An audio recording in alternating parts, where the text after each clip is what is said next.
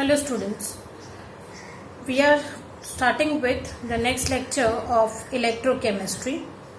Till now we have discussed two types of galvanic cells. The first one we have done primary galvanic cell or primary voltaic cell. There we did example dry cell. Then we did secondary voltaic cell.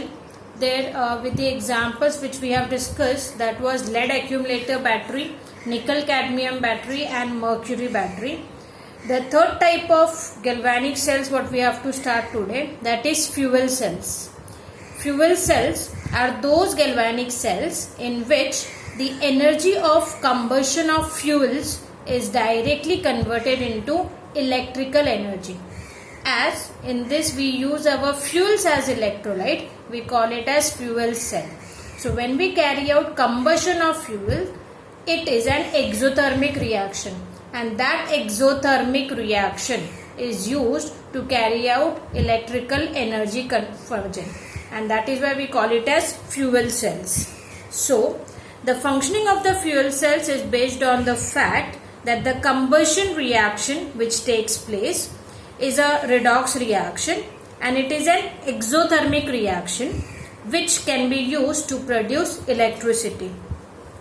The reactants of this fuel can be continuously supplied from outside. Hence, this type of galvanic cell can be used to supply electrical energy for a very long period. That is the major important thing, is as far as we keep on supplying the fuel, the conversion will take place. So that is the major point of fuel cell.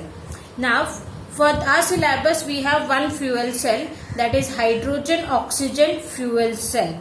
First, we will be seeing its construction, we will see its working, we will see its cell reactions, the advantages, disadvantages and applications. So let us start with the first, construction of hydrogen oxygen fuel cell.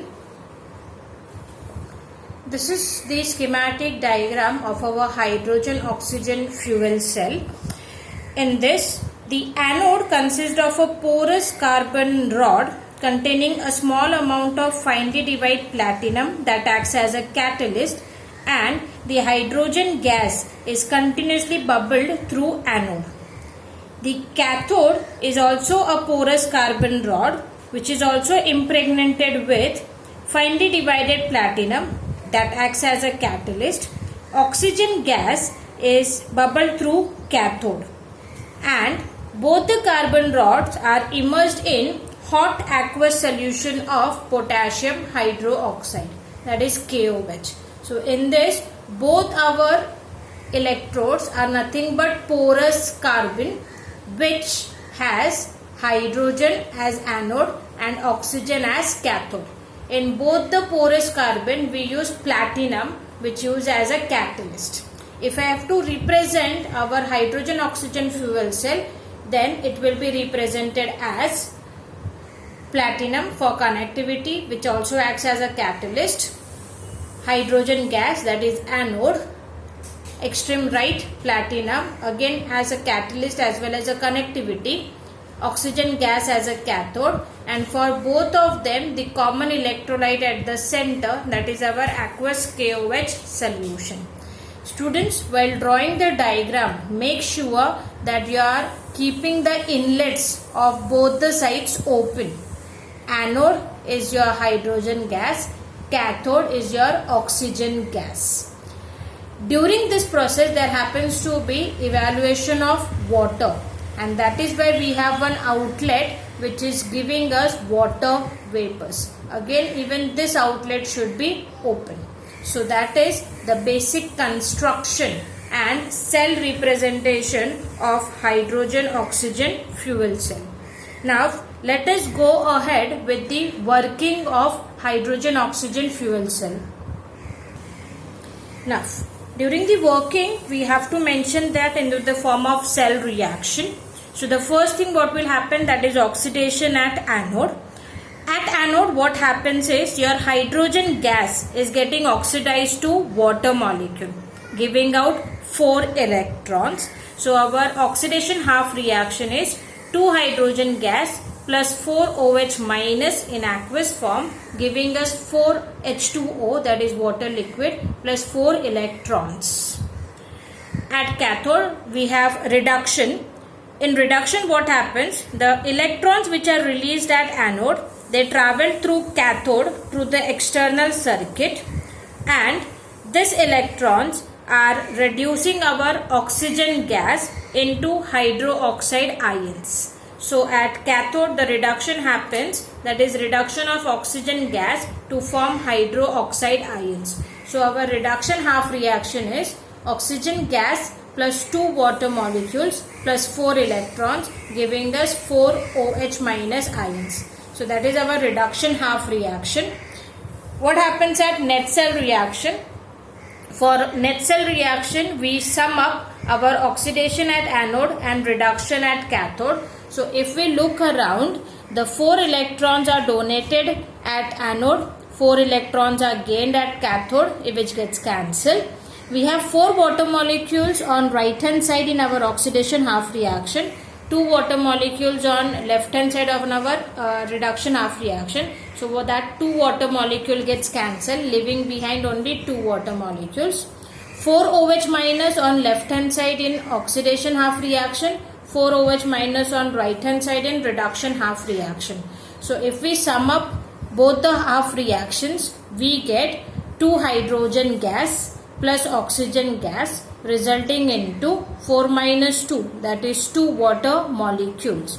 So as we can see in the net cell reaction, the reaction is combustion of hydrogen gas resulting into formation of water liquid.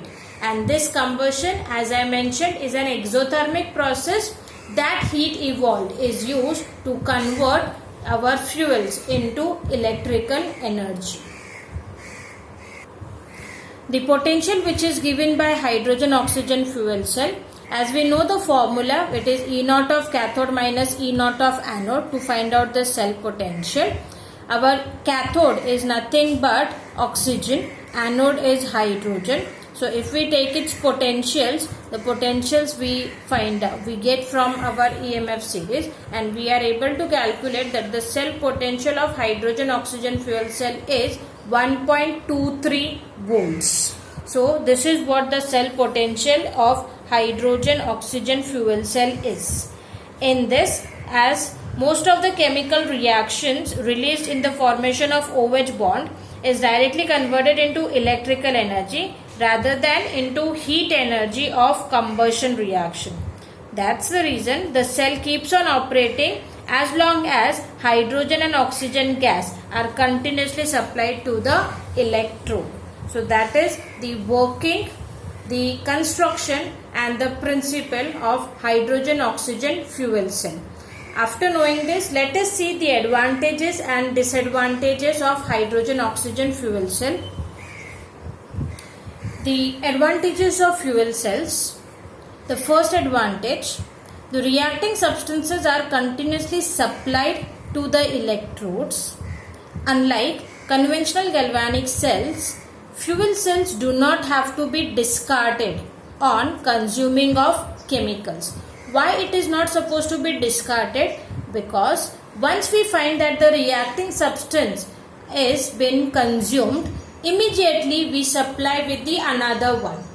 As I mentioned you during the construction part, in this we continuously keep on supplying our fuels. So there does not come a stage where there is zero reactants, and because of which your galvanic cell, that is your hydrogen oxygen fuel cell, will stop. So that is the major advantage, as long as the fuels are keeping on supplying, the conversion will take place, means your fuel cell will work. So that is the first and foremost advantage as compared to the other galvanic cells. The second advantage, they are non-polluting, as the only reaction product is water. When we have seen our net cell reaction, the net cell reaction was hydrogen gas plus oxygen gas combining to giving us water liquid. So that is a very important thing, that it is a green gas, that is we can give out non-polluting byproducts or non-polluting products. The third important advantage of fuel cells is it provides electricity with an efficiency of about 70%, which is twice as large when compared with the efficiency of thermal plants, which is around 40%. So efficiency of thermal plants is 40%, whereas fuel cells it is 70%. Definitely more the efficiency, more will be the profit margin, because the converting factor will be high.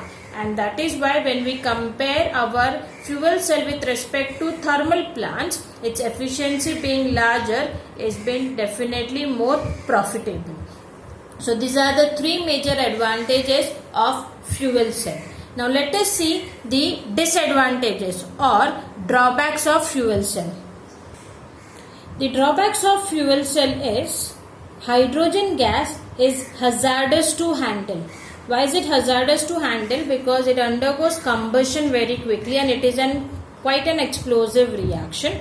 That is why it is hazardous. And second important thing is the cost of preparing hydrogen is very high. So these are the two major drawbacks. One is the hazardous nature of hydrogen gas, and second thing is the cost of hydrogen gas. So because of this, the major drawback we have of fuel cells. Now after understanding the advantages and disadvantages of fuel cell, let us concentrate a very important point, that is application of fuel cells.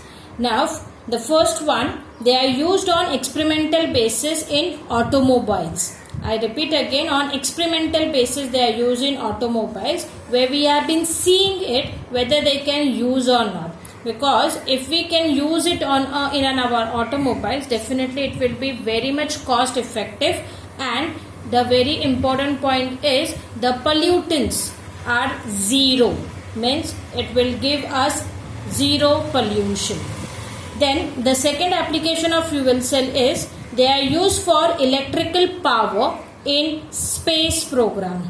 That is an important application of fuel cell. We can use it in our space programs. The third application is in spacecrafts. It is operated at such a high temperature that the water evaporates at the same rate as it is formed. The vapors is condensed and pure water is formed. This pure water formed is used for drinking by astronauts. That is a very important thing, that when we are using it for electrical power, same thing can be also used as a source of drinking water. Why? Because during the process we get water vapors as a product, which we can condense, and it can be used by astronauts for drinking because it is a pure water. Then the next application of fuel cell is, in future it can be possibly be explored as power generators, which can be used in hospitals, hotels, as well as for domestic purposes, that is in our home. This is still in a pipeline. We are still working out so as to use it as a power generator. So these are the four major applications of fuel cells. So in exam the question can come as, draw and label the hydrogen oxygen fuel cell, or give the principle of hydrogen oxygen fuel cell, explain the construction, explain the working, give advantages or disadvantages, or give the application of fuel cell. So as per what I have mentioned, a part of it can be asked, which can be for 2 marks. So that is what we have, the third type of galvanic cell, fuel cell.